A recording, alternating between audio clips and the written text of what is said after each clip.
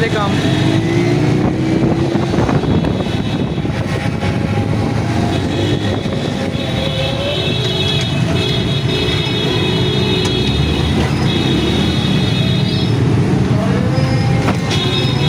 ਇਹ ਦੇਖ ਰਹੇ ਹੋ,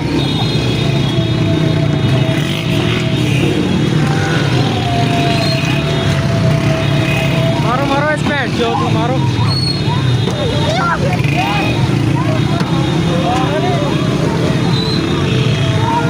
देखो जी, ये बड़ा कुत्ती का बच्चा है, ये पिछले सारिया मार के नसन डे।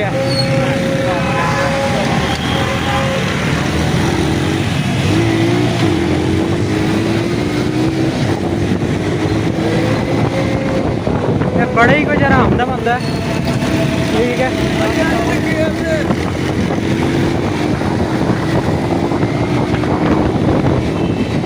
ड्राइविंग से देख सकते हो, ये सारे बंदियां मार के गया जे।